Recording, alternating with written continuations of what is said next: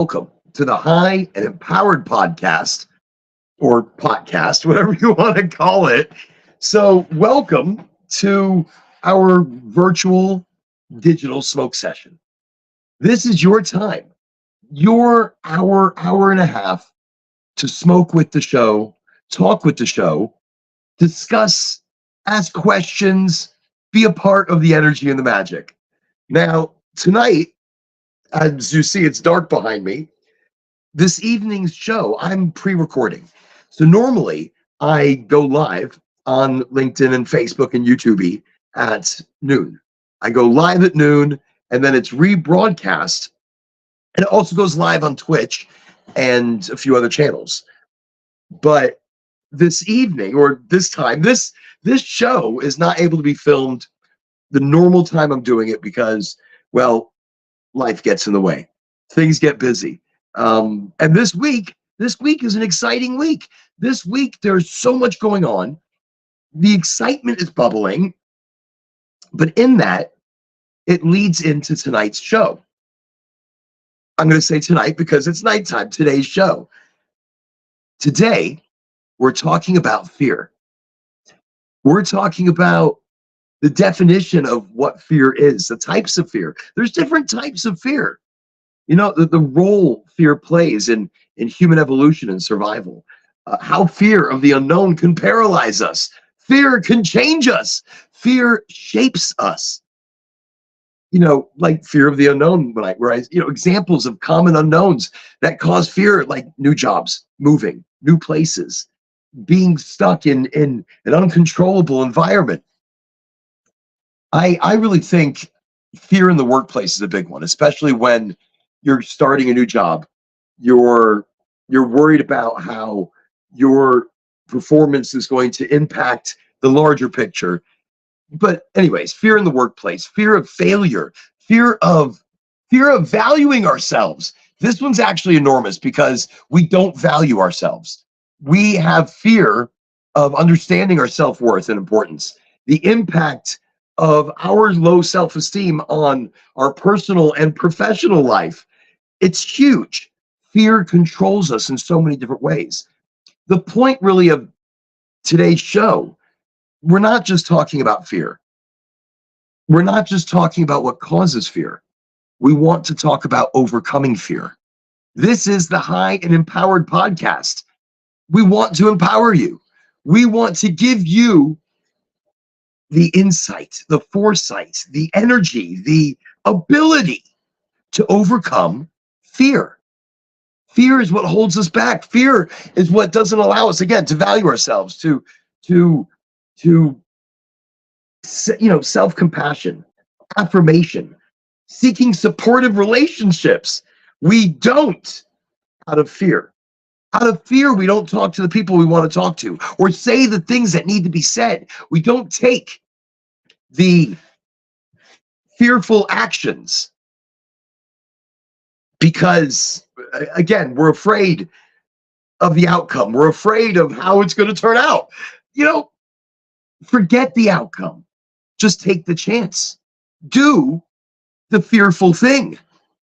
So, fear of bullies. You know, growing up, that was a big one for me. Fear of bullies. I mean, it's the psychological and emotional effects of bullying that shape you. But when I said fear shapes you, fear shapes your mind, your body, your soul.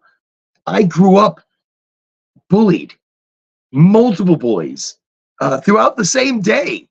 It was a traumatic experience. And then when I wasn't being physically bullied, I was being mentally bullied. It's a lot. It's a lot. And I think those times for me created my fear. The fear created the person who then started working out, who then started learning how to box and how to fight and how to defend himself. The fear created, I confronted, it's ways to confront your fear, ways to overcome, bullying in school, in work, online. And I did. I went back, but I went back in time. I didn't go back in time. I went back to the people who shaped my early time with fear. And I did take revenge in different ways. Not all of them physical, mental, physical. And I feel worse for it. I feel I feel like a piece of shit. I why couldn't I be strong enough to look beyond my fear and feel like I have to get some sort of revenge, some sort of retribution for what they did to me? And instead, why didn't I just walk away? Why didn't I just blow it off and be bigger, be more, be deeper? Because I wasn't deep. All I wanted was retribution. But now is different. Now I don't have fear. So that's when fear is no longer an issue. So life without fear, potential benefits and opportunities that open up for you are incredible. I used to be afraid of the dark. I used to be afraid of what was outside in the dark, lurking around. And then I realized the dark is the same as the light. I just can't see shit. But it's the truth. There's nothing to be afraid of. I just can't see it. I need brighter flashlights. Ah, this is my new bug. I really don't even like donuts. That's actually not true. There's a place here in Florida, actually in Tallahassee, it's Florida, in Tallahassee, I think called Donut King. And they are the king of donuts. Wow, it's like the kingdom of good donuts. Just incredible stuff. Anyways, but that's the thing. Fear shapes us, creates us. And when fear is no longer an issue, when it's no longer a thought, when it's no longer a forethought, when it's no longer pre-planned into what you're doing, fear is gone. You change as a person. You change when you look at people. You see beyond the facade that they put up, the mask that they put on. Personal empowerment and fulfillment happens when you drop fear from your life. I'm not afraid to talk to anybody in any way ever again. I'm not afraid of myself. I'm not afraid of opportunity. I'm not afraid of change. I'm not afraid of pain or depression or bad times, being down on my luck or broke as broke as a joke. Whatever you want, I'm not afraid. And in that, I'm able to handle life differently. I'm able to approach life, I think, differently. Now, do I say that? Okay, I say that, but I'm still afraid. I say that I'm approaching life with no fear, but I'm still afraid. I'm afraid not necessarily for me, I'm afraid for others. I'm afraid how they may feel. Maybe I'm afraid how I might feel about things emotionally, physically. My fear is more emotional. My fear is the fear of dying alone. My fear is the fear of dying. My fear is nobody to love me. I'm uh yeah, that's my fear. That's my biggest fear. It's dying alone, being alone, you know. I mean, we all have these fears. My fear is I can't be a good provider, or my fear is that I'm not open enough or emotional enough. I'm too stoic. I absorb tough times and tough information way too easily. I maybe I'm not as emotional as I need to be. I'm afraid. I'm afraid people won't accept me. I'm afraid that once I stop being funny, once I stop being interesting, then my fear is I just won't be wanted. I won't be needed. We all have crazy fear, but it's us. It's us that brings that fear. It's us that creates that fear. I'm just like everybody else. I want people to see me for who I really am, not for the facade on social media, not for the image that's created for me by people in their own head on social media. I'm afraid. I'm afraid that I can't be real. I'm afraid that I can't be authentic. I'm afraid how life will change once I take steps that need to be taken in my life, or I take chances, or I move forward emotionally. I'm afraid for others. I'm afraid how I'm changing and how it affects other people. It's the shift in perspective and mindset. And life changes, confidence increases when you drop fear. But for me, it's temporal. I mean, I can drop fear of life. I drop fear of pain. I drop fear of emotional discomfort. I drop my fear of moving forward in my life. I drop all those fears. But emotionally, I am 100% vulnerable. Relationshiply, emotionally, I am. I don't even know I don't know where I am anymore.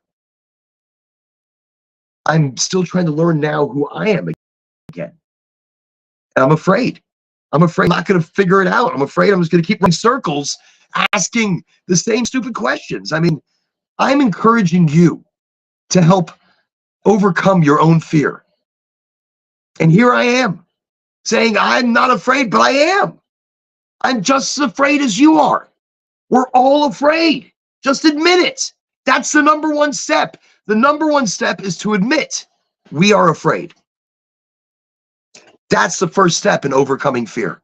That's the first step in becoming the real you, is admitting that, yes, I'm afraid of the dark. Yes, I'm afraid of animals running around out there that could bite me. Yes, I'm afraid of murderers and killers and rapists. Yes, I'm afraid for my daughters, and I'm afraid for my sons. I'm afraid when they drive. I'm afraid when they ride in the dark on their bikes. I'm afraid. I'm afraid of growing old. I mean, shit, this has been like 10 minutes of me just saying I'm afraid now. When I said I wasn't, and I am, because I am. And I have to overcome my silly fear just like you do, because we create it. We form that fear. We are the architects of our own fear. So tonight, we're going to talk about fear. And of course, I'm going to throw in a little talk about cannabis as well. I'm going to talk about maybe how cannabis can increase fear, increase anxiety, and in some cases, it can take it away. In some cases, cannabis removes fear entirely. So what I wanted to do really quickly, while we're just getting through this talk of fear, I don't want to neglect my smoking. Welcome to the High and Empowered Show, where today we're talking about fear. We're talking about being afraid of the dark, afraid of jobs, afraid of ourselves, afraid of loving ourselves, appreciating ourselves, afraid of self-worth. So we're going to talk about all these different types of fear. And right now I'm warming up my Puffco proxy because I have something in here where I want to clean it out. So I just warmed it up and I grabbed a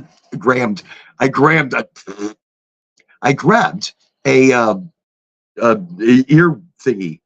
What is this? Is ridiculous. It's a ear pick. No. Oh my gosh. Wait. It doesn't matter. You know what it is. You're looking at it. It's a cotton swab. Wow. My brain just went la la for a moment. So I'm taking this cotton swab and I'm going to rub it around the top part and the inside to clean out. Look at that. I'm going to clean out whatever's inside there so I could put something fresh. This is actually, I put something very little in there earlier, and I had a couple great sessions from it. Very small. I'll show you tonight how much I put in. But the easy way to clean this, there's more to it, but the easy way to clean it is a cotton swab. And by using that cotton swab, look how clean the inside of the Puffco Proxy got.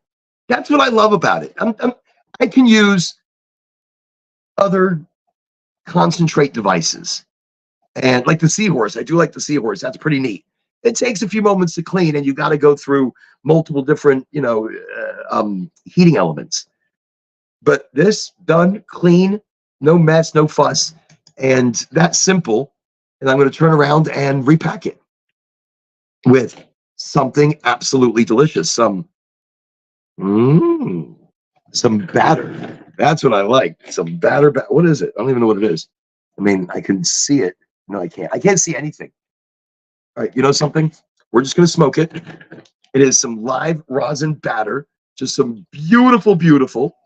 Let me just take a little bit there.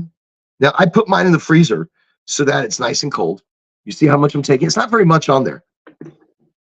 It's just smeared. So I'm just kind of dropping it into the, oh, it must have gotten warm because it is being just a little bit difficult with me. So I'm using my little dab device that happens to sit on my key ring. Very convenient. And this stuff looks great. It's very clean. So anyways, right now, for those of you that can't see what I'm doing, I'm loading my Puffco Proxy with some live rosin batter that came from Goldflower. Yes, I've been smoking some Goldflower lately, and let me tell you, their shit is fantastic. I've been down south, which has given me the availability to go shop at Goldflower, which is located down south. They've got a place in Ocala now, which is, I'm so excited. Their grand opening is this weekend, Saturday. Why am I excited? Because it's closer. I'm doing a little brand partnership with them, but they're going to have a Meet the Growers. So live Saturday at their grand opening in Ocala, Goldflower has Meet the Growers. To me, that's huge. You get to meet the people growing, the scientists, the creators behind your cannabis. I think that's one of the most important things is to know your cannabis, know your growers, know your weed, know what they're doing, and the things that they're putting into your cannabis, the know-how, the science. I think that's, look, I like to know about living soil, and they're doing everything I believe with living soil, and they're all organic, and they're hand trimming. So I want to know how they're curing. I want to know how they're drying. I want to know all those little details that get me so incredibly excited about my cannabis. So by the way, I just loaded a little bit of live rosin batter into the Puffco Proxy.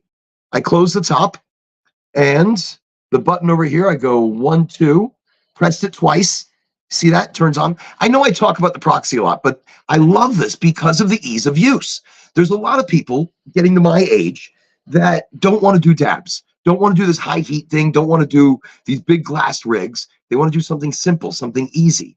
Drop a little bit of concentrate in there, hit the button twice, boom, boom, ready to rock and roll. By the way, again, I am not at all sponsored by Puffco, but I am throwing it out there, Puffco. It would be nice of you. Oh, it buzzed. So remember, tonight we're talking about fear. Just throwing it back out there. And we're just talking. Look, tonight or today, we're getting together to smoke. Smoke with me if you have it. If you don't, eat some edibles or maybe do a little bit of rosin. Maybe make some tea. That'll be nice. I know I talk about making tea a lot, and I love it, especially when you're using good raw cannabis.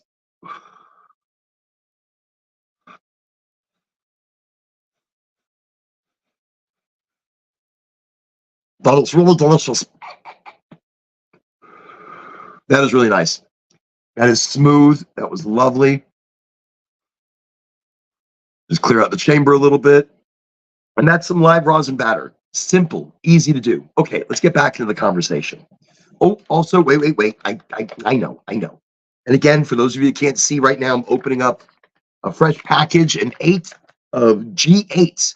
Now, do want to mention, I know I really don't do prices, but this was the most cost-effective 8 that I have bought. I mean, they had more expensive ones, and I bought more expensive ones as well. But I bought this one. It was $15.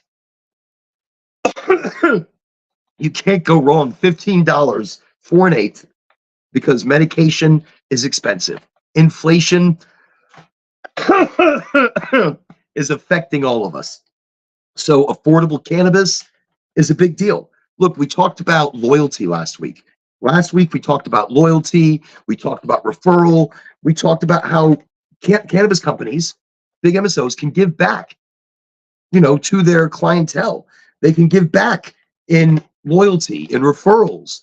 And so that to me is a big deal because we need all the help we can get. So we're talking about fear. And my fear right now is I can't open up this container.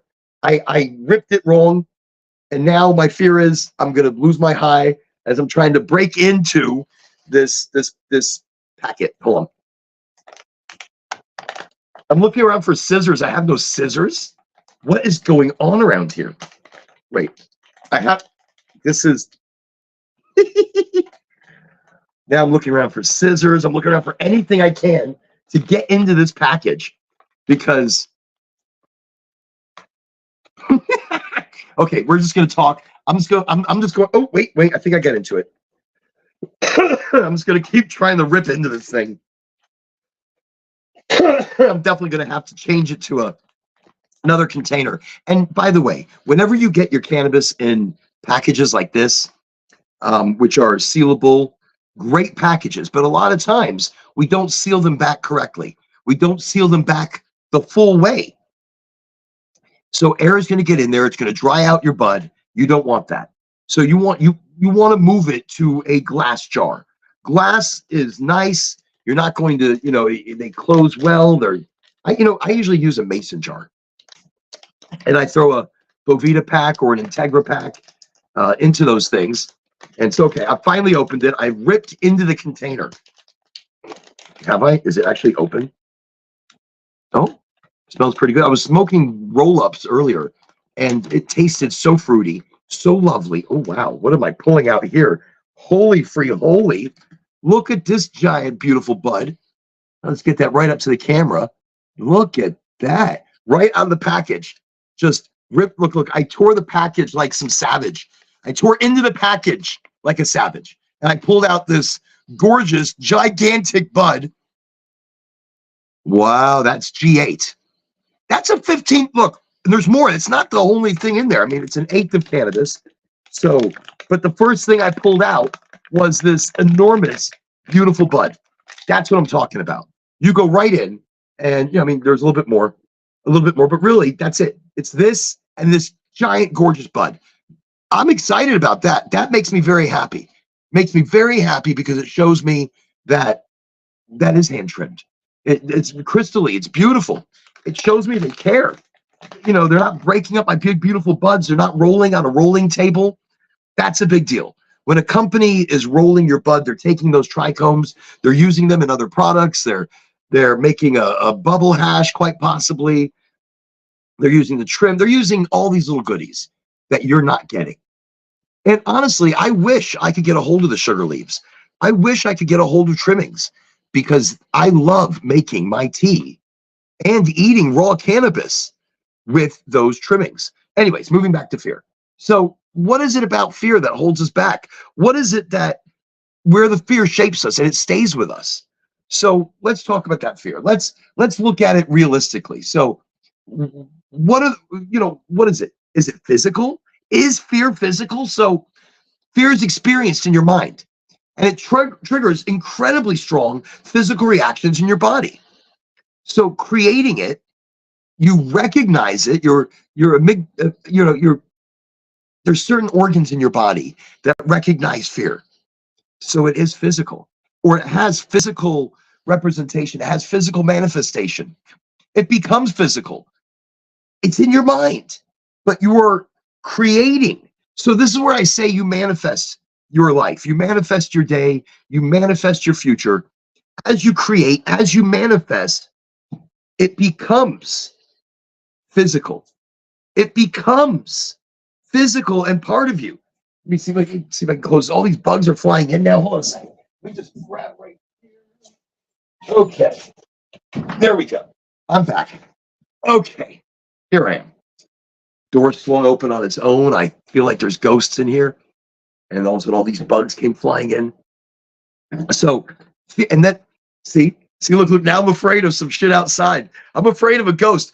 One of my kids ran by the windows a second ago, freaked me out. I didn't want to say anything. I'm like, but no, I saw him. He was waving as he ran. But fear can overtake us. Fear can make us feel like it's something else. That's the thing. It shapes our mind. It puts pictures in our head. That's fear. Fear creates stories, makes you feel less of an individual because you're questioning yourself. You're putting fear into yourself.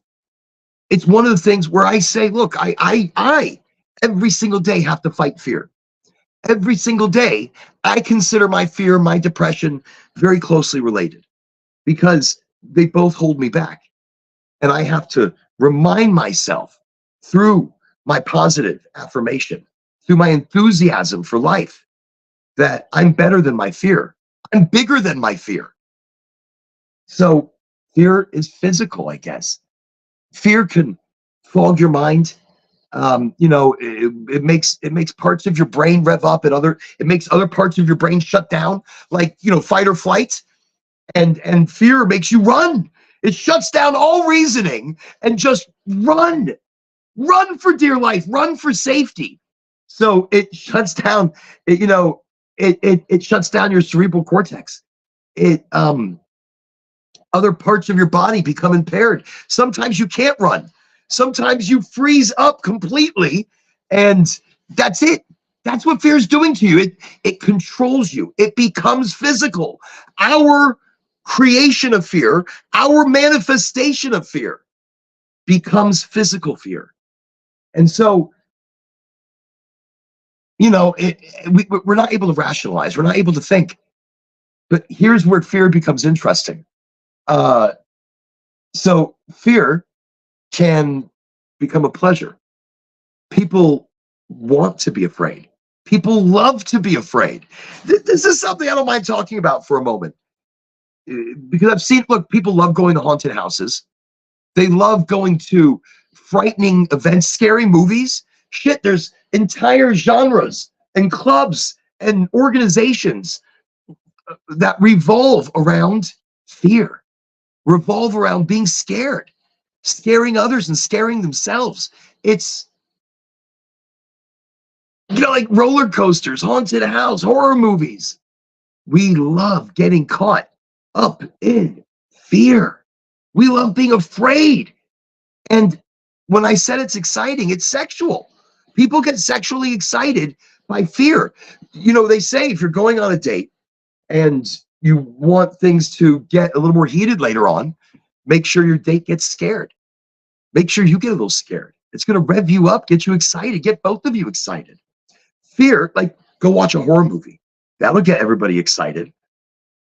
I mean, it's I guess it helps conjure different feelings and emotions in us that on our own we cannot produce. But fear in its immediate overtaking of one's mind and body. So I think it's the thrill of fear for some.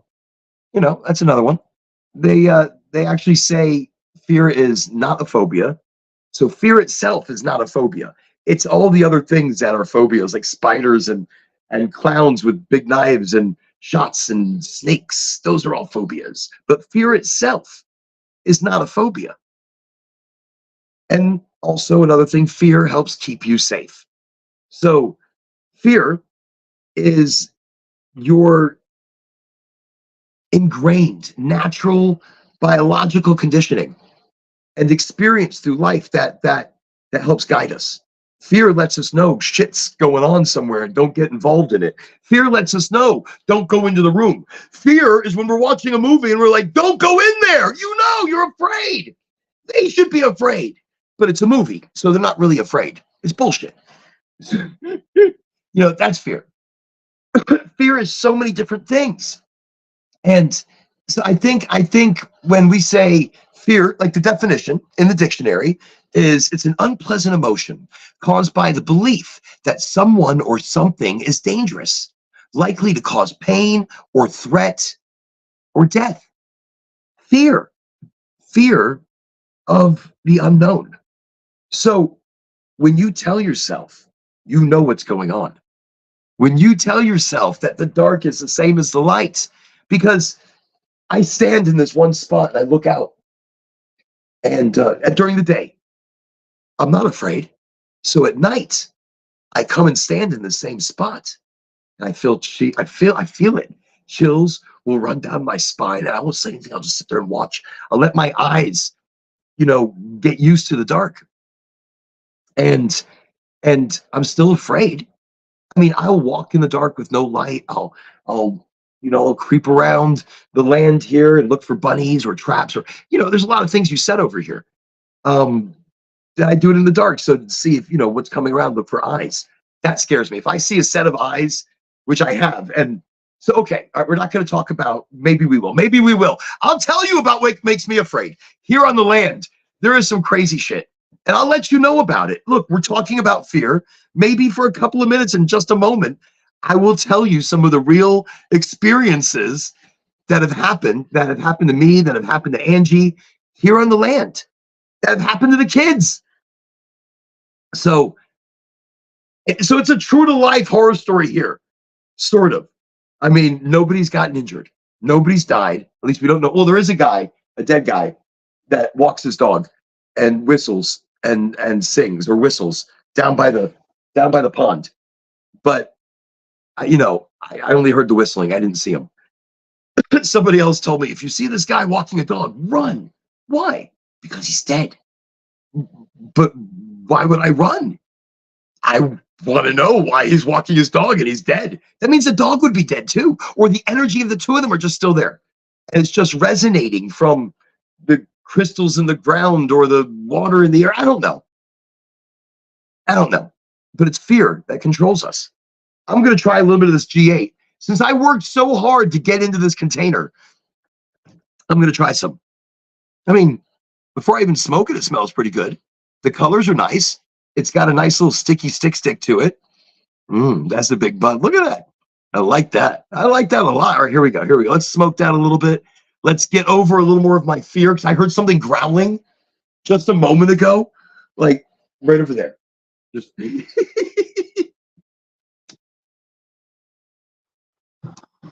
look, when I tell you I'm afraid, I'm perpetually afraid. We all are. There's this movie that I'm watching with my daughter, Orion in the Dark, or Orion and the Dark, or Afraid of the Dark, or whatever it is. And Orion, he's afraid of everything. Everything. Everything in his life makes him afraid. And so he's not living. And for most of us, we are afraid. We're afraid to live. We're afraid to experience life. We're afraid to have pleasure and pain. And we're afraid to like something. We're afraid not to like it. We're afraid to experience, period. I don't know why. I don't know what directly holds us back. I don't know what creates that veil of fear that surrounds us and shapes us. Like walking in the dark or hearing sounds and thinking it's something else. The day and the night are identical. I trip on things much more if I don't have a flashlight at night. But the sounds, if you listen during the day, they're much the same. But at night, there's less traffic. There's less city noise. There's less happenings going on. So the sounds of the bugs and the plants, singing and talking and becoming and being are just so much louder. I love coming out at night and doing a bonfire and just sitting there and watching the fire until it burns out. And I don't think fear. I don't think anything. I just kind of meditate watching the fire, being part of the night, part of the evening, part of the energy that's all around me. So tonight, I also want to talk about overcoming fear and ways that we can become less fearful, ways that we can be stronger as ourselves. We don't have to search elsewhere. We search within ourselves. to overcome fear. I mean, look, take time out, think clearly, take a deep breath. When you're scared and shit's going down, do nothing but take a deep breath, hold it in just for a moment, and let it out. In that time, you're relaxing, you're thinking, you're assimilating, you're taking in the scenario around you. I do this for many different things. I don't just do this for my approach on something fearful. I do this in most things where I need to have a decision. I take a deep breath. I think about it. Just in that deep breath, I assimilate it a few seconds more. So maybe my decision is a little different. Maybe it's a little better. You know, so breathing through panic. If you're panicked, 1, 2, 3, 4, 5, 6, 7, 8, 9, 10. Count out as you're exhaling to 10. Softly inhale. 1. Mostly it's exhaling. I can't do it while I inhale, but inhale softly or fully, and then exhale. 1, 2, 3, 4, 5, 6, 7, 8, 9, 10. Something as simple as breathing in and counting it out calms the body, calms the mind, and lets you think rationally, even in the most panicked of situations. Now, I'm not saying somebody breaks into your house and you're hiding under the bed and you're counting 10, 9, 8, 7, 6. Yep, I found you. Don't count out loud and don't breathe loudly. Maybe just breathe shallow until you, or grab a bat and attack her. In a situation like that, I don't know what I would even do. I mean, I've been in some pretty rough situations and I have attacked them head on. I have chased and ran after. But don't do that necessarily. It was stupid. I could have died. Why did I have no fear in that situation? Because I was doing it to protect. I was doing it to save and help others without the fear, because I was doing it to be a protector. I wasn't thinking for myself. It was fear. It was fear. It was fear that motivated me. It was fear that pushed me. It was fear of the harm to others that made me jump to action. Would I do it if I were alone? Maybe no. Maybe no. But I think facing your fears is the number one step. I mean, if you put steps out of how do you overcome fear, well, I like keeping shit simple. Face it head on. Walk right into your fear. Don't hide from it.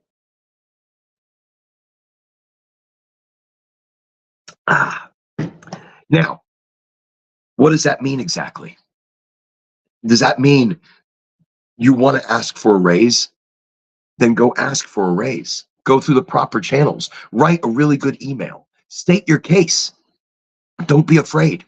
Value yourself. Know that you are amazing. You are strong. You are creative. You are a powerhouse. So by doing that, you're valuing yourself. That was a bug. You're valuing yourself. You're not being afraid. You are knowing that you are good enough and you've done great service, excellent time you've given. Know your worth. Don't be afraid. Face your fears. You hear some shit outside, grab a bat and you go outside, or a big machete, or if you have a gun, a shotgun or something like that, have it handy, because sometimes shit out there can be pretty. Okay, so you want to know. All right, so this leads me in. Let me lead in and tell you about the land a little bit. So I live on almost 7 acres. And I have my house, which is about, it's a trailer. It's not a house. It's a trailer that I'm renovating.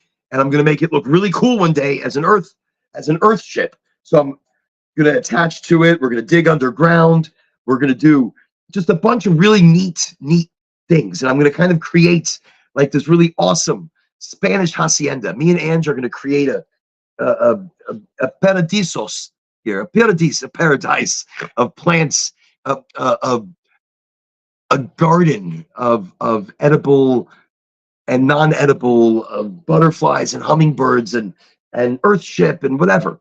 This is the dream. That's what I want. I love creating on the land. And so in perpetuity. I want a place that my kids can develop their love of nature and can meditate, can be alone or be with others, can throw parties or adventures or foraging parties. Uh, my wife and my daughter were out here foraging with her friends for blackberries the other day. How awesome! So, anyways, here on the land, I live in like almost 7 acres, and so we're renovating and living in the trailer down there. But used to have my RV over this way, so about 2 acres that way. Sitting between two little itsy bitsy ponds or three, and sitting all the way over here, close, not really close, at least an acre from other properties. So we can't see really any of our neighbors. And at night, we'd start hearing all these just wild sounds, like growls and grunting. And of course, we don't go out at night. We wouldn't leave the RV. I mean, while we were still building and doing things around the land, we wouldn't leave the RV. But you'd hear things early morning when the fog was just super thick. I heard somebody calling me, like calling me to come outside. Look, I'm getting chills now. It's some crazy shit. And I was like, and I'm looking around the RV. I checked everybody's inside the RV. And because it was a big 45-foot fifth wheel. So my daughter lived at one end, the boys were sleeping in the middle. Me and the wife would be sleeping on the very top end, and the baby in the bed there with the crib we'd set up in the front. But I heard somebody calling my name, telling me come outside. And so I did not go outside. I looked out and I could see like a shadow of something there, a dark shadow of something just staring deep into my soul. It was like, oh, look, I'm looking out the window now in like the general area, and I'm like a little scared. That's fear. I could feel it. Look, I don't even see goosey bumps on my arm, but my hair is standing up. Fear. Fear controls you. Fear shapes you. It's shaping me now. It's now making me scared shitless out here at night. But I'm not. But I'm really not, because I'm making myself afraid. So honestly, I'm not afraid. But the story reminds me of shit. And so, but then that's not it. So I've seen, and then over here out the window looking out, I saw a black mast. Looked like, I thought it was a bear. I thought it was like a little baby black bear. But as it was moving, it changed its shape and spread out almost like a sheet, like a big thick blanket. It was moving like this. And I'm just like, what am I looking at? What is this? And it was a decent distance, but not far enough where I couldn't make shit out. And then it goes behind like a busheled area and disappears or wisps away. So the land that I'm living on here has, we believe, we don't know, we're pretty sure though, numerous Indian burial mounds. It has bent trees that point to water or water areas. And I know that, I think the legend was that Indian scouts would sit on the trees and carve their Indian heads. And so underneath these bent trees, to know that they are the real deal, you look for old, spent, broken Indian heads that never made it. But we have found, and so we have found ancient, we believe, Indian artifacts here. These things that look like coals. It looks like a coal that you would put in a barbecue, but it's not. It was like either a game that they played, because we found a few of them, and we asked a friend that knew something, and they're like, no, that's not coal. That's an ancient Indian game or money or something that they were using in some kind of monetary way for winnings. This land has a history all around us. There were multiple different Indian tribes that were living out here, working, and then the Spaniards came. This is the story I heard. Now I know it varies a bit, but in this story, So when the Spanish came, the Indians saw this and they said, okay, we can't have this. We got to get rid of them. So they started talking like this, and the other people that, that were working for the Spanish but knew the Indian language let the Spaniards know this. So the Indians said, please come to this big dinner. We want to feed you and celebrate you. So the general or whoever it was, they came with a portion of their army, and the Indians thought they were going to be, setting them up on an ambush. But instead, the Spaniard army was setting the Indians up on an ambush, and they were set up all around, surrounding them. And they were already moving in, burning some of the villages. They came into this village where everybody was, and it was just an incredible massacre. And the massacre that ensued across the lands here, it was a bloodbath of the Indians. But again, they were the ones setting up the massacre, but it doesn't make it any right. It doesn't make it right. And I'm sure not all of the tribes were doing this. I mean, their fear of the Spaniards made them take actions. You like how I did that? Turned it right around. Their fear made them take actions that ended up in their own demise, ended up in their own death. So anyways, the land here has some very spooky shit. Like I told you earlier, there's a guy who walks his dog around Cooley Pond, whistles. I heard the whistling. There's something that calls you out. So when I looked out the window and I saw that figure that one day, it was calling me out. When I saw that figure in the distance, that wasn't calling me. That was telling me to stay inside the house. Angie has seen things like a wolf, like a dire wolf. She swears it was a dire wolf. And it was, she saw the actual structure of a wolf. It was a wolf. And when, she thought it was maybe a big dog at first or whatever, but she stepped towards it. It stepped towards her. So immediately she stepped back and locked herself in the RV. Looked out there again and it disappeared. My son Gideon has heard things calling him out of the RV. He lives in the RV here. I live in the house over here. My daughter lives in an RV here. I'm renovating another one. I'm renovating this one, which is the 52, but I'm really not renovating anymore. This is my office. This is my podcast room. This is my war room. I don't know what this is going to be. Actually, come a few more months, I am going to start renovating it. I'm going to try to bring it back as close to original as humanly possible. So, that's fear. Remember, it's self-created. Remember that the anxiety that you fear, that you face, is not real. Challenge yourself. Tell yourself that, remind yourself that you're creating that fear. Challenge yourself and go outside, take a few steps, walk around. Try to be natural and easy. Try to drop all fear of your situation. Don't try to be perfect. Don't try to be the hero. Don't try to be amazing right out the bat and run outside and I've got this. I'm not afraid. Dun, dun, dun, dun, dun. Don't try to do everything at one point. If you're working on facing your fear, do it a little bit at a time. A little bit at a time. Small steps create huge ripples in the pond. Small steps, huge ripples. I like this one. So I heard earlier, and I wish I could pull this up. Maybe it was on the Tiki-Taki or the Insta-Cha-Cha. You know how they're just doom scrolling. You're just scrolling now and just seeing everything. And there was a person that was talking about the trick to the law of attraction. And the trick was be happy.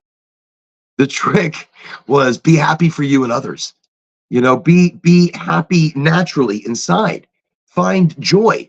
Find a happy place. When you find your happy place, you are opening up your chakras to the law of attraction. And you attract emotional, physical things to your life. You attract opportunity. You attract good vibe and good energy by opening up your chakras to the law of attraction. And so earlier when I was listening to, this guy was talking about finding your happy place when you're scared, when fear is taking over your body. Take a moment. Oh, I don't know what the fuck I'm doing right now. I'm like, oh, I don't know what the fuck that is. I know what that is. It's one of the sacred frequencies or something. There's I don't know. I don't even know how to do them right now. My brain's not working like that. But it's true. And if you do that after a period of time, the frequency helps change your brain and it helps calm you. But the same thing with visualizing a happy place. So just meditate, take a moment, think of happy shit, think of happier times. I just thought of a very happy time today. I probably even talked about it before. Me and my daughter mow the grass on our new riding mower. I mean, it's not new; it's new to us.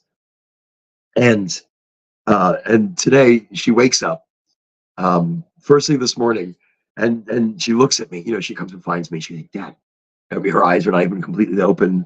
She's just looking at me. She's like, "Dad, you need to go cut some grass." She's like, "Come on, let's go adventure. Because we're not always cutting grass. We're creating new paths here on the land, on the 7 acres that we can go adventure through." And she's awesome, and she's been great. And so today, you know, we were just riding along, and I just looked down at her, and she's smiling, and she's like, "Dad, it's best day ever, best day ever." And I thought that was everything. I thought that was like the biggest trophy I've ever received in my life. The biggest gift. Best day ever, Dad. And we're just mowing the yard and we're just spending time together and laughing. And those are the moments, people, you cannot get back. So enjoy them while you can. Be there, be present, be part of it, be all of it. Love every moment that you can. My fear is that I'm going to miss these moments. My fear is I'm going to forget about them the older I get. My fear is, you know, I don't know. I don't know what happens as we get older, as we forget, as we become, as we grow, as we whatever. I don't think I'm ever going to forget moments like today. Made me happy from the inside out. And that's what we need more of. We need more happy from the inside out. Just simple things. That's my simple pleasure. That was my happy moment today on the land. You know, that was a special thing. So anyways, enjoy those moments. And I'm rambling off, but find your happy place. That was my happy place. There's no fear in my life, but I can think happy and joyous thoughts like that. So happy that shit makes me cry. You know, I've become so emotional, maybe overly emotional sometimes in my search for authenticity, for my search for who am I? What am I? Why am I doing things? You know, what is my goal? What is my end goal? What is my reasoning? Like this is our smoke session for us to get together, for us to chit chat, for us to talk about fear, about overcoming it, about finding our happy places, about smoking new shit and talking about it. I haven't even said anything about this yet. I was just kind of toking on it. This is the G8. Here on the land, I've seen some crazy things up in the sky. Oh, also, here on the land, just so you know, we are maybe 20 minutes, excuse me, 15, 20 minutes from a military base, Air Force base, a really big Air Force base. And occasionally you hear some boom, boom, huge, earth-shattering booms. And you never really know exactly what they are. So there's a lot of history in this land. Not just history. There's a lot of Oh, and just to throw it in there, there's a graveyard next door to my house.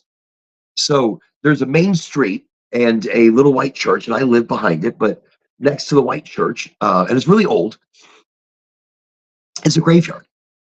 Look, they are the best neighbors you could ever have. They're quiet. They only creep over the fence occasionally.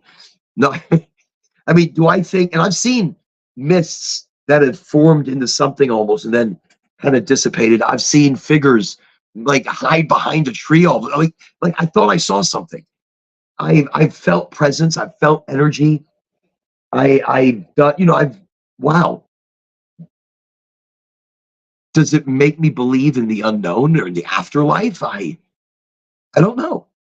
Does it make me more afraid? So living next to a cemetery, my whole life I was afraid of cemeteries. I hated cemeteries, and I don't go into this one. I mean, I'm on the outskirts of it. I'll cut the grass on the front area as I come around to the property, but I don't go inside of it. In that, am I afraid of it? No. I'm less afraid now than I've ever been. Can I walk around this land with just a quick flashlight? Absolutely. And I love it. I love it because you never know what's going to jump out. That's fear, though. It could be a little fox. It could be a flipping chupacabra. All right, maybe not a chupacabra, but maybe, I don't know. Shit, Angie thought she saw a dire wolf. If you think you're going to see a dire wolf, a chupacabra is not that far behind. Fuck, Mothman could be here. I'm just telling you, it's things we got to look at. And so find that happy place, whatever it might be. And, like when you can't overcome your fear, talk about it. Talk about it. Talk to your friends. Talk on a podcast. Talk about it. I mean, I know it's uncomfortable, and you admit that you're weak or something, or you're not. You admit that you're nothing. You're not admitting anything.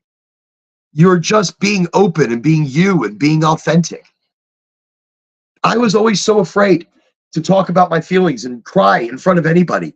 I was always so afraid to show emotion, and that may have led to the destruction of my emotional relationships. Or maybe it was my fear.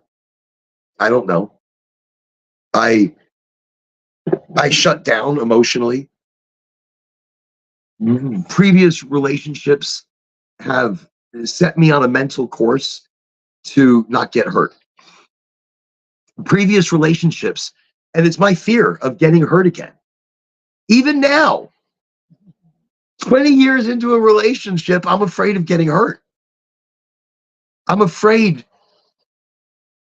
of getting overhurt. Or how am I going to get overhurt? I mean, fear has shaped me, whether it be the bullies that made me get stronger, made me get smarter, made me get a little more conniving, or at least know what I'm capable of. Let's put that together. I know what I'm capable of. And so in that, I'm more confident in myself, and I've lost that fear. I know what it means to get hurt physically. I've had the shit beat out of me many times, but it's been a long time since I've lost a fight, because I know what getting hurt feels like. And I know how easily it is to pop back from it if you know what it means to get hit. Emotionally, though, I don't get over things. I stay hurt. I carry shit with me. We all are. We're afraid. And it's those emotional roller coasters and jolts to the system that shape you and shape the way you see things. So fear comes in so many different factors. I may have been able to get over physical fear of being hurt or being scared or being chased. I was attacked on this land by so many dogs at one time. 4. It was 4. Tore up my legs. I mean, even years later now, I've got all these little holes all over my legs from the from the bites and the rips. And it was an awful event. And you'd think I'd be afraid of dogs, but I'm not. I've got big dogs. And I still walk down where those dogs were. And I yell over at the dogs and let them know, hey, I'm waiting for you over here. And maybe that's my fear pumping me up with extra endorphins saying, you're not afraid. And they do that shit again. You're ready. I mean, I fought off 4 dogs and I protected my daughter. So my fear was me and my daughter were walking down one of my older daughter, we were walking down one of the pathways, foraging and looking for shit. And all of a sudden these dogs came out. I grabbed her. I said, run. Because they were coming, they're growling, I don't know what I'm doing. And so I told her to run. She ran. And I saw these 4 dogs. I'm like, all right, dogs, let's go. Let's do this. Come on. I know you're going to come at me. And they did. And it was a bloody ordeal for me. I luckily came out of that. And I didn't enter in with fear because I was there protecting my daughter. I didn't think fear. It didn't even come to my mind. It wasn't about me. I didn't care what happened to me. Pain, nothing. It wasn't about that. It was about making sure she made it out okay and that she was safe. That's knowing you can overcome fear. And that's you knowing it's all mental. That's you knowing it's not there. You are creating it. I can walk down to where those dogs are right now with no fear. Do I do it? No, I'm smart. I know if any of them get free, we're going to have a fight on our hands. I'm not in the mood for a fight. Am I afraid of a fight? No. But these are good pants that I'm wearing, and they destroyed the last pants. But that's it. I mean, I'm tonight we're just kind of chit-chatting about fear, and some of my fears. I'm afraid. Like, okay, so let's talk about dying. Sure, we're all going to die, and we're all afraid of it because we don't know what is next. We don't know if anything is next. Look, our bodies are like the cars that we drive. We put gas into them. We fuel them. We keep them alive. Our bodies are made of thousands of different organisms, keeping this one structure alive. But what's running that structure? Because when we die, something leaves and the structure dies. It no longer works. Energy cannot be created, nor can it be destroyed. It can be changed. It can be morphed. It can be used and redistributed, but it doesn't disappear. It never disappears. The energy is always perpetually there. So why are we afraid of dying when we know there's got to be something else? Because we don't know. And that's our fear taking over us and creating more stories, creating more thoughts, more questions, more ideas. None of us know what's going to happen. We could just feel. We believe in our religions and we hope our religions tell us where we're going to go, but they're full of shit. They're not going to tell us anything. They're not going to tell us because they don't know. They don't know. They're afraid. They're afraid. And that's what religion is. Religion is control. Religion is control over large amounts of people. And religion is afraid that you will know things. Religion's afraid of your knowledge. Religion's afraid of you educating yourself and learning the reality, learning what religion is, how it was started, why it was started, all these different factions, but they're really just the same. All the stories are very similar. If you look at all these different religions of Adam and Eve, the great floods, they all share very similar stories. Christianity and paganism, so close, because one was created from the other. Old Testament, New Testament. Look, we're afraid. We all need something to believe in. Something so when we wake up tomorrow, we can keep going. We can keep working. We can keep being the magnificent us that we are. I'm afraid. I love life. I love the birds, the bees, the trees.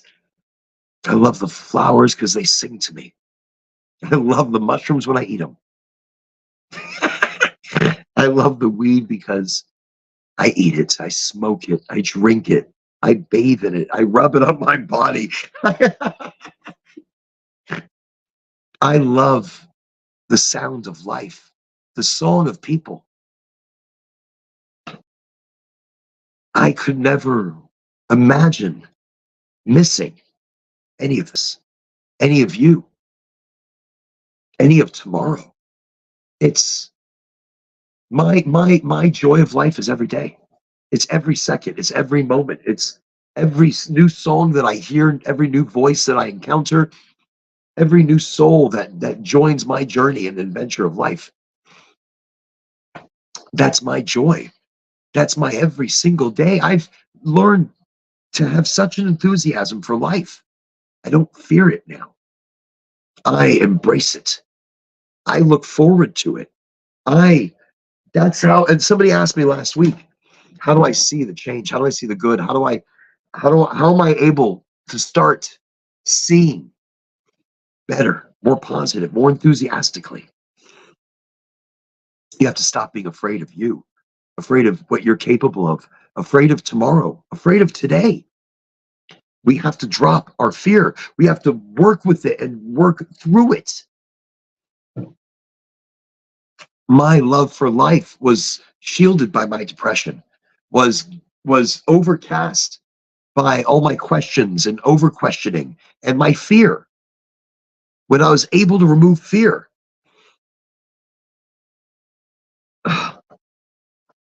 I felt like I could breathe for the first time. I wasn't afraid to ask anything or to look people directly in the eye. I look everybody in the eyes. I look into your soul, into your mind, into your energy, not the mask or the person you think you are, but the person you really are. Because I'm not afraid of what you think of me. I'm not afraid of any thought you might have or any action you want towards me. I'm not afraid. I embrace. I'm open to the energy of life, to the energy of people. That's what helps me drop the fear, is my constant embracing, my constant head strong, I'm getting out in front of it. I'm embracing it. I'm being it. I'm becoming it. I'm not letting fear take me over. I am getting in front of fear. I'm becoming the stronger one, the smarter one. But not always. Sometimes fear wins. Sometimes I get scared. Sometimes I start questioning so much. I question life, but I don't want to give up on it ever because it only gets better. Even at the worst of times, it will get better and it will feel better. I've dealt with the hardest of times for the longest of times, and a little bit of light at the end of the tunnel feels good. And it reminds me of things.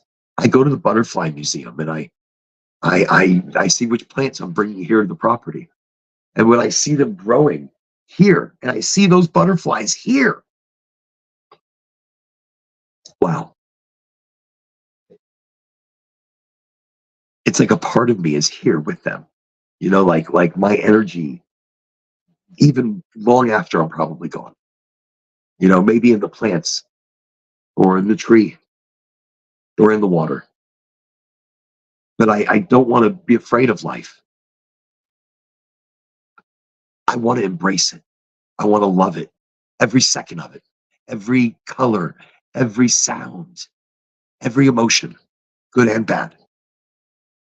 So that's me. That's how I see fear. That's just the whole spiel. So all right. I did want to mention Alan Watts. I do love listening to him. Um, he really he's dead, but his words We're deeper than wisdom itself. Sometimes we need to hear things outside of ourselves to understand what's around us, or just to understand reality, or to understand the simplicity of who we are. We're creatures of habit. We don't always learn from our mistakes. We don't always change, but we're given the opportunity to do so, to learn, to become, to teach others. Any teachings I ever say I want to have, I just want you to be you, to live life without fear, live life without the fear of others and their judgment, without live without boundaries. Even those of you in the world of social media, be as authentic as you can be. Don't be afraid of what people think of you. Don't be afraid. Be afraid of what you think of you. What you think of yourself is the biggest thing. We're always looking for somebody else's approval. Look for your own approval. You know right or wrong. You know good and bad. If you wouldn't approve, I'm sure others wouldn't as well. Don't be afraid of what they think of you. That they're living their own lives. They're dealing with their own problems.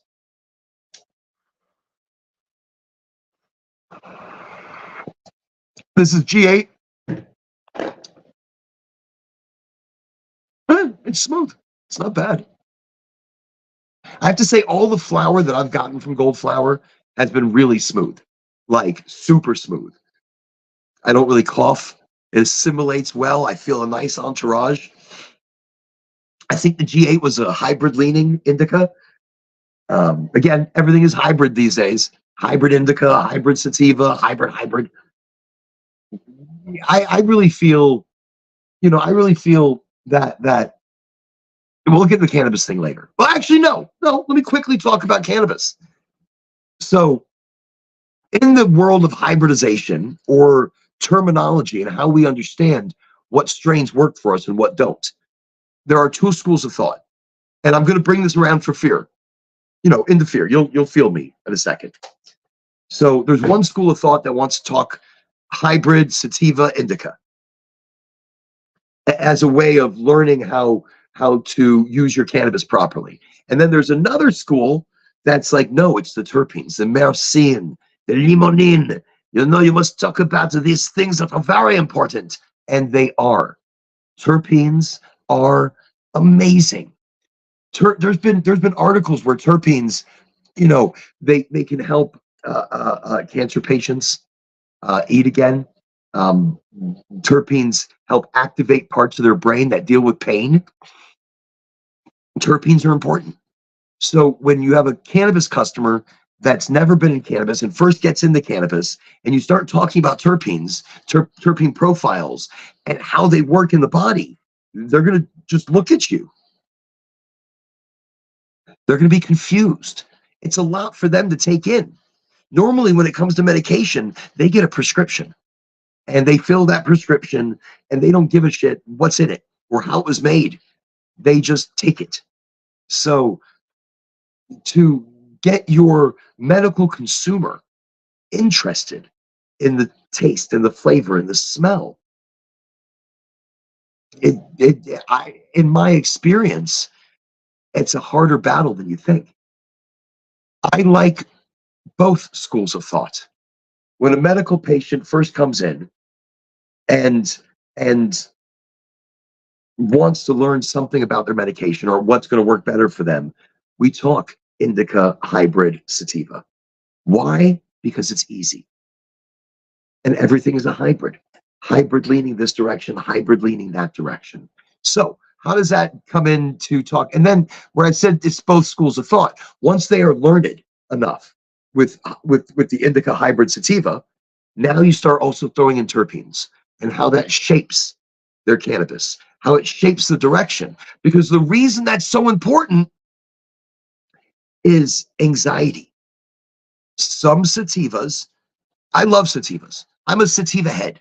Love them. I will smoke them morning, noon, and night. I will eat sativas. I will make tea from sativa. I love THCVs, and which is the extended hydrocarbon that can be used in so many different ways. We'll talk about it another time. But that's the thing. Some sativas can give me anxiety. They make me feel like I'm about to get arrested all the time. They make me antsy and edgy and just not comfortable. Certain terpenes will shape me. Like certain combinations of terpenes will shape me in a certain direction and make me feel anxious, overly anxious, so much so that it gives me anxiety, so much so that I'm now stressed out, so much so that it can cause fear. So if I'm smoking the wrong joint walking around the property, that may not be a very long walk. It might be kind of a short walk due to I am scared shitless. And it's happened. I've been walking the property at night smoking a J, and just all of a sudden, just the sound sounded a little more ominous. I could maybe hear something rustling not too far away, which is not uncommon because there is a one-eyed crocodile, alligator, crocodile. I don't know, what are they here? It's an alligator. It's an alligator. But I know, okay, different regions of the country, and my brain's not working like that right now for some reason. And I'm gonna be walking back to the property. I'm gonna be thinking about it. Crocodile, alligator. It's an alligator. It's an alligator. So there is a one-eyed alligator out here on the property that kind of lives in the marshy area. So if I hear something rustling around, I'm not afraid it's like a murderer or a killer or anything like that. I'm afraid of the fucking alligator. That's good. And I will probably run out of fear because of that. But if I'm smoking something that's just kind of putting my mind at ease, if I'm smoking an indica, there was something I was smoking the other day, white truffle. Okay. That knocked me on my ass. I just made me like, whatever. So if I was walking the property, smoking the indica or the hybrid leaning indica white truffle, which was delicious,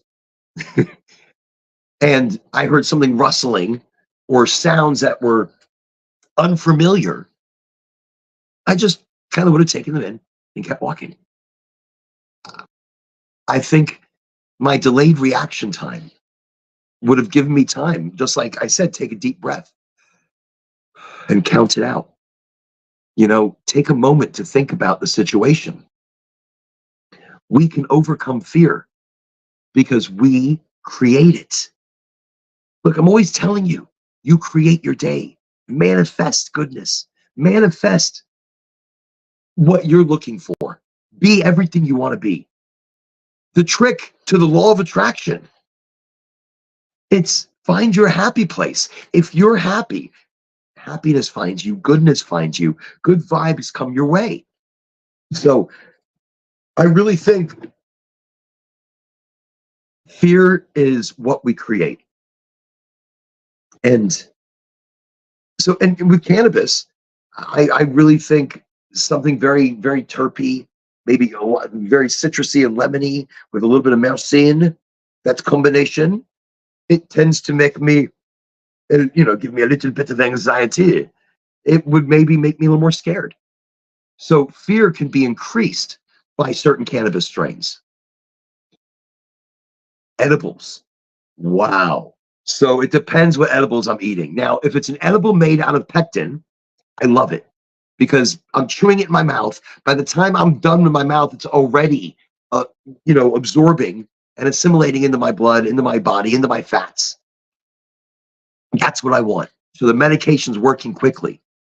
But I've had edibles where, like gummies, where I've eaten like 3 or 4 or 5, and nothing happened.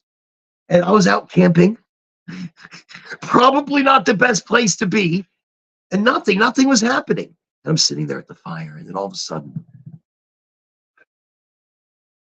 I realize everybody's disappeared. They're all gone on different walks, and I'm just sitting there, and I'm freaking out. Fear. It's creating and shaping my experience. The fear was creating more of those type of endorphins. And Now, all those edibles that I ate that are now sitting in my stomach because they were gelatinous, they weren't pectin. If they were pectin, this wouldn't have happened to me. But all those 4 or 5 or 6 edibles that were 10 milligrams each, like 60, 70 milligrams, start activating into my bloodstream at one time. Wow, I'm sitting there. And I mean, the rush just hits you, and you're just like, no. And you're looking around, and you're like, what is going on? I'm going to go lock myself in my tent. Oh, wow. Because of how it's hitting you and how it's rushing into your system. And you're not able to mentally or physically assimilate it properly. And one thing leads to another. But that's because of the type of gummies that I ate. Maybe that was the environment I was creating. But cannabis can lead because it's amplifying how you feel. It's amplifying. Cannabis is amplifying those emotions. So, of course, if you're already afraid, you're not going to be really less afraid, unless, of course, you're smoking a good indica and then you just don't give a shit. I mean, somebody could break into my house, I'd be smoking an indica. I'll just be sitting there staring at them. Uh, there's food in the fridge. There's nobody. There's nothing here. If you could carry the TV, good luck. Maybe I'll help you with it to the car. I really think emotionally or mentally, that's how I react so stoically because of my fear of being hurt. I know I brought that around. I guess that's still bothering me. A lot of things are still bothering me. These smoke sessions that we have together, I try to talk about my life and not at the same time. I'm not important. I mean, my experience is, and whatever lessons that I can give to you are incredibly important. Whatever you could piece together from my insanity, my nonstop talkie for an hour and a half, whatever you could piece together from that. I mean, you know, I was just looking at this really quickly. It was like, what does it mean to be afraid? Your heart beats really fast. It gets irregular. You breathe fast. Your muscles feel weak. You sweat a lot. Your stomach churns and your bowels feel loose. Yeah, no, that's true. No. I get scared. I fart a lot. I'm sorry. That's something about me not a lot of people know. I get scared and I start tooty, Rudy, tooty, Rudy of a Rudy tooty. And so you get dizzy. You find it hard to concentrate. You feel frozen in a spot. You can't eat when you're fearful. You've got hot and cold sweats. Your body is having trouble regulating. You get dry mouth. Sounds like when I'm high sometimes. I get cold sweats. I'm hot sometimes. I get dry mouth. My muscles get tense. But that's how it feels. That's what it feels to be afraid. If you've ever wanted to know the signs, those are the signs. Those are the this is what it feels like, physically feels like to be afraid. But usually you're not in any real danger. And it's your internal fear that we create. And what is it we creating? So in that, when I say we create our day, we create our fear. We elevate it into a panic attack. That fear has created the panic attack. And that panic attack is physical. It's mental, it's physical. It overtakes you. And so I think we are creating our PTSD when we could be letting go by understanding our environments, understanding ourselves. I say all these fancy things, but I'm still afraid. Every day I learn to conquer different fear. I learn to conquer different emotional fears. I mean, we all deal with our own nightmares. We all deal with our what scares us, what makes us want to stay indoors, what makes us lock the door, what getting up late at night, what makes us afraid just to walk to the bathroom sometimes if we have to walk down a long hallway. Which okay, really quickly, old house in Houston. Walking, I got up from the bedroom and I came out into the hallway I was going to the kitchen because the ice cream was calling me. I could hear it in the distance. It was like, all right, come on. There's a cold spoon in the freezer. Come on, let's go. It's already ready. Because I put the spoon there for later, just in case the ice cream wanted to talk to me. But anyways, I came out into the hallway and turned out of the bedroom right down the hallway. And as I'm walking, I'm looking up, and there's a bookcase right past the doorway into the living room. Past the doorway of the hallway into the living room, there was a bookcase right there on the left, and there was a book floating right off of the bookcase and just hovering there. Look, I'm getting fucking goosebumps again. I wasn't dreaming. I wasn't sleepwalking. I saw this shit right in front of me. My fear froze me right in that spot. And I just watched that book hover right in front of me. And then, boom, it dropped and hit the ground. Wow. Nothing else happened there. I mean, right that moment. And it's like as soon as that book hit the floor, it released something. It was like, psh, and I just, what was that? What did I just see? What did I just experience? And I continue walking to the kitchen, perplexed, passing the book on the floor, looking at it as I passed it. And what was that? It just didn't click. Immediately, it just did not click. And I passed the book and I stopped and I turned around and picked it up and I put it back on the shelf. I went in and I opened the freezer,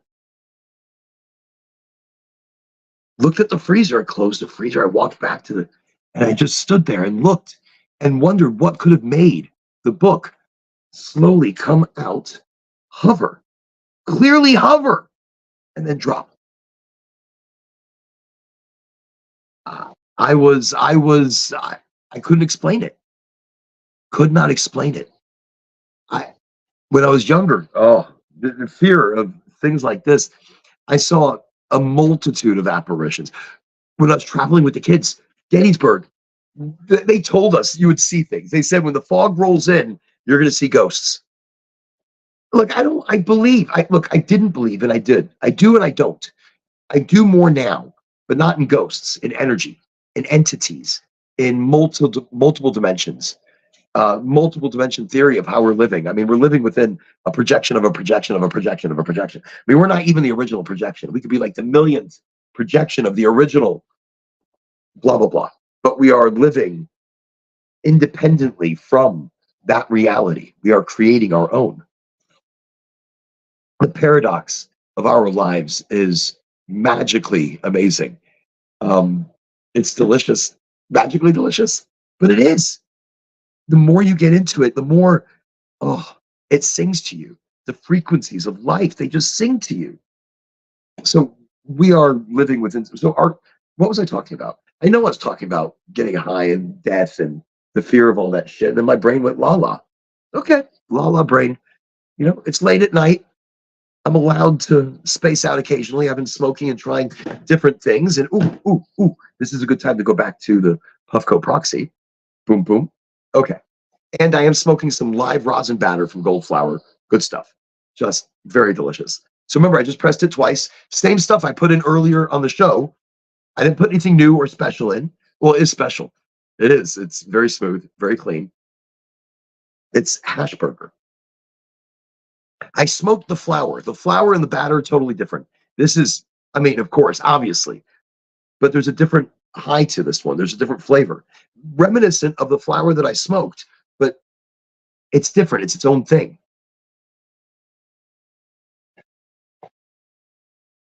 There were some experiences that I had as a kid that I haven't really gone into detail with you guys, about fear and things like that shaped me as a young child. And I didn't know if that was fear that I was using to cope with situations,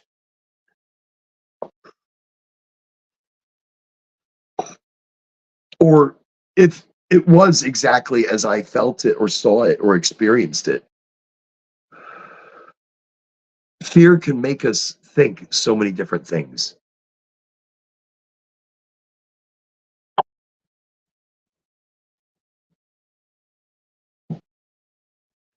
Look, I said that. I don't know if you can hear things. I don't know what that is. That was some creepy shit. I didn't plan. It was like a rumbling, and it started like right over here, and then it creeped right around.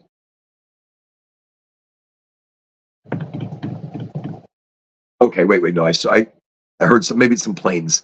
Remember, I told you there's an army base not too far away, or a military uh, air force base. So yeah, that's fear.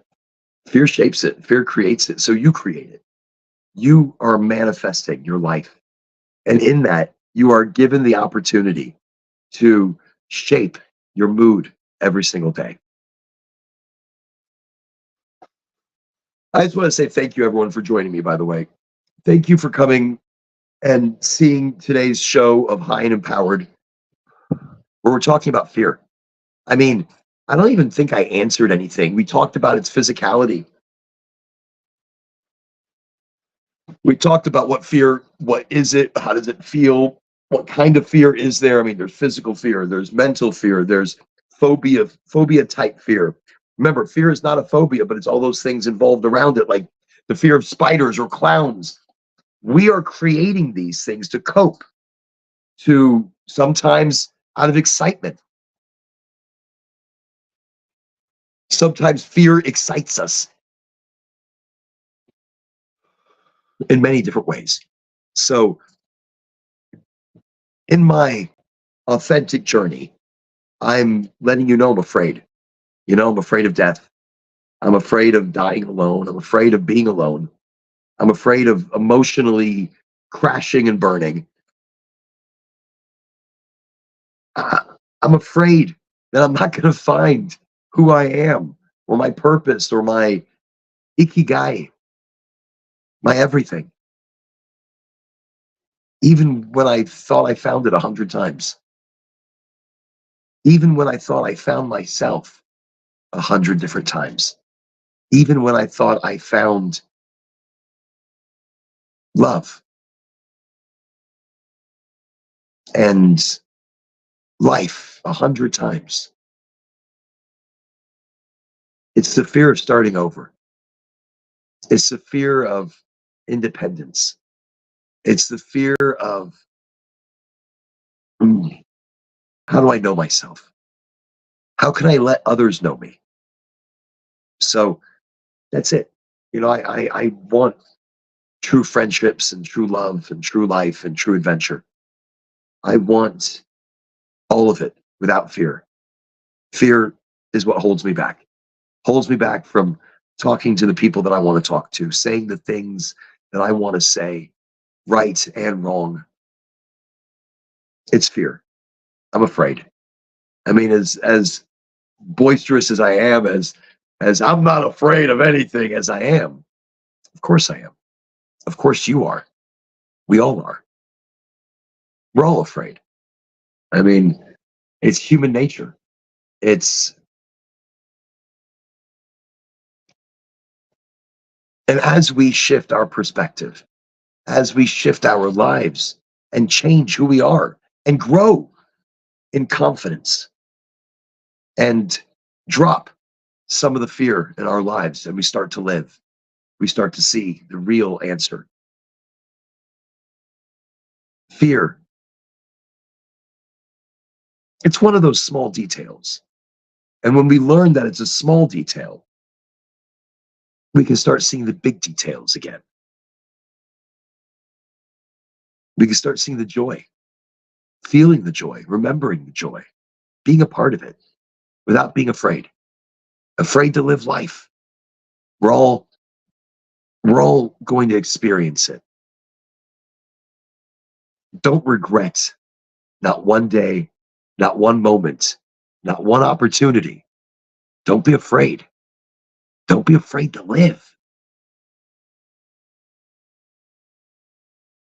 Don't be afraid of life. Sure, be afraid to die. Of course, we don't know what the hell's next. But don't let that hold you back from life. Don't let that hold you back from taking the one chance and the one opportunity. That's what we forget. We forget that we don't take the opportunities because they don't come back around. There's one opportunity, one life. You don't get multiple lives. You don't get to, and maybe you do. Maybe you do. Maybe I'm like totally fucking wrong. Maybe you get multiple lives. You come back as multiple energies, as multiple things in multiple places at multiple times. Okay. I sort of believe that as well. I believe our energy comes back and forth, back and forth. Maybe when it's ready, maybe when it's not. Maybe when it's learned enough, it doesn't.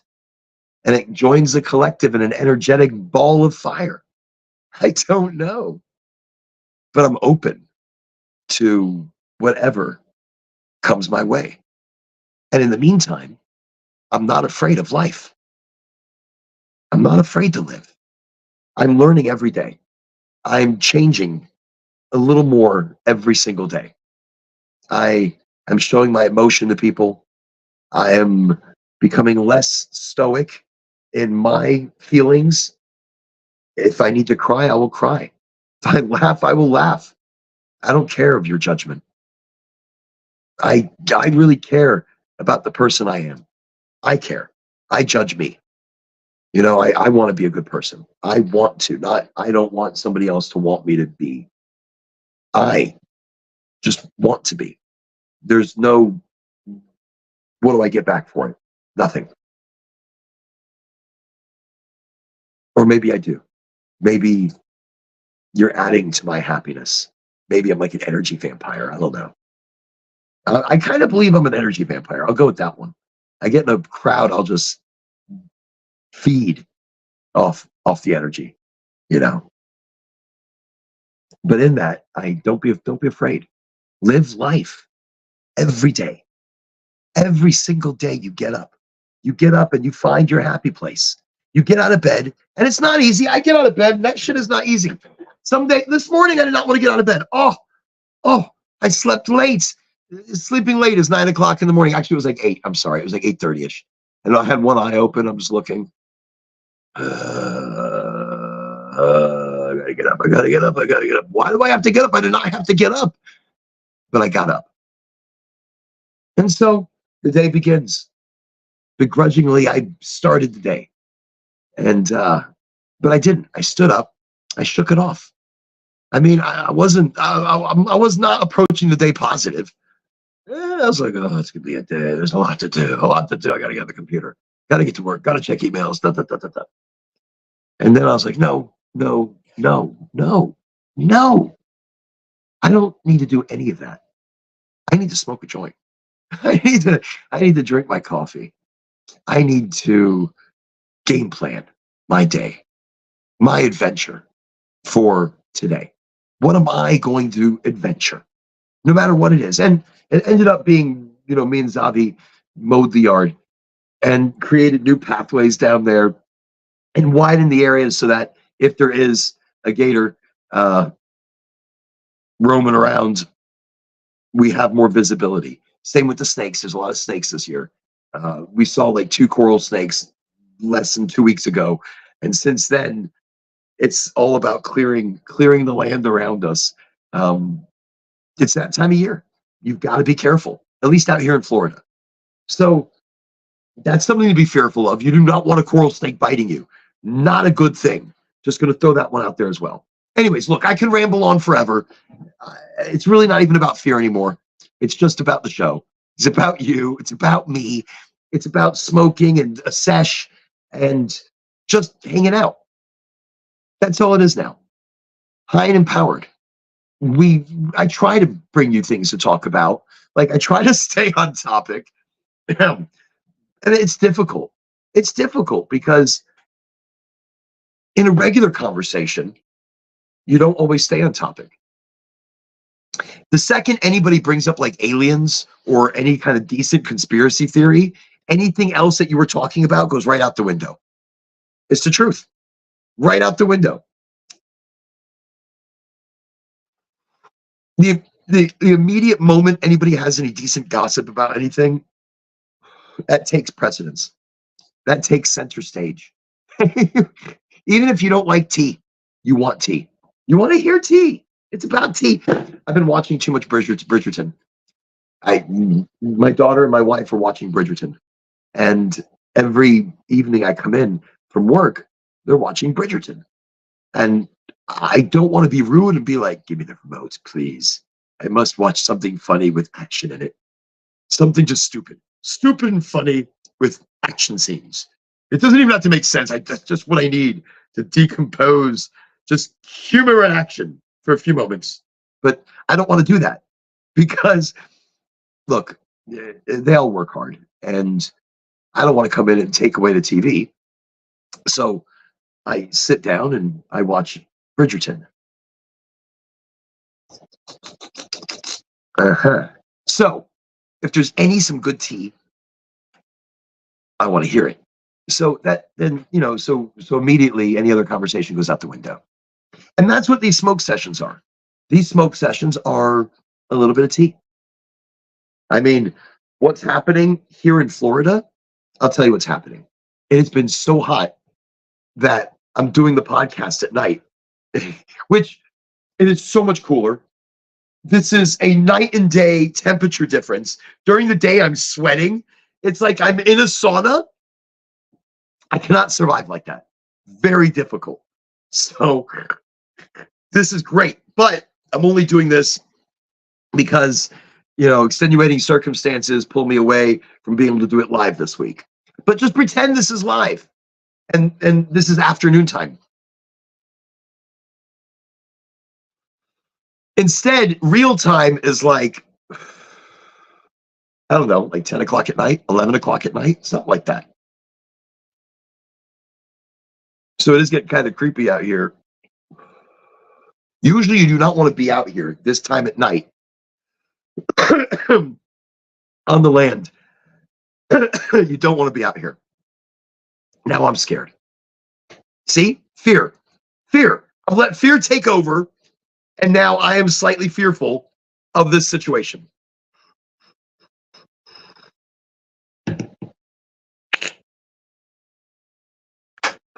That being said, I now see the time, realizing that I'm coming on another 2 hour podcast session, and I'm just talking people's ear. I'm just talking now. Now it's just talky.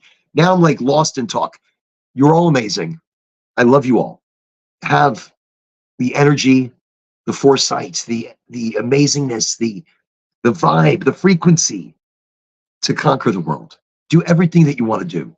Create it, manifest it, be it. That's what you are. Don't be afraid of life. Take it on, head on. Be you. Be the authentic you. Don't have fear of what they think of you, of anybody, because you pass somebody on the street and they look at you, they'll forget you in 15 seconds. That is scientifically stated somewhere. Don't know where, but I heard it. And then if you're loud and crazy, they might remember you for a minute. And they might remember you fleeting thoughts later on. Like, oh, the crazy person earlier. They don't remember what crazy, they just remember crazy or loud person. So don't be afraid of anybody else. They're judging themselves. They're thinking about themselves. They are lost in their own lives. We all are. So in that, butt out of others and just be you. Worry about you. Bring the energy of your goodness out so that it can help affect others. The rippling in the pond. I guess that's it. I'm Oren. Thank you for being here. This is High and Empowered. Again, for those of you just listening, I appreciate you coming and listen later on as well. And for those of you watching my craziness or whatever, me rambling on in the bunker, blah, blah, blah, I appreciate you. I really do. I do this. I'm doing this for you. I'm doing this for me. I'm doing this for anybody that it can help in any possible way. And even if it doesn't help, maybe it's just a voice for you to listen to. Maybe it's an extra affirmation reminding you how amazing you are, how hard you're working, how well you're doing. Just keep going. Keep going. And don't let fear hold you back. Did you hear that just now? I know you heard that. I know.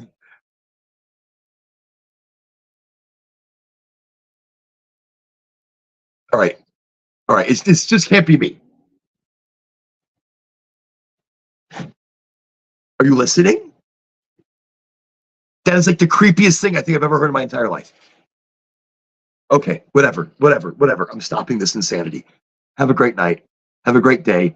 Have a great month, year, whatever. We'll listen to me soon. And if you don't, then have a great everything. But if you do listen to me, then I'll catch you next week as well. All right. Ciao. Arrivederci. Do svidania. Avita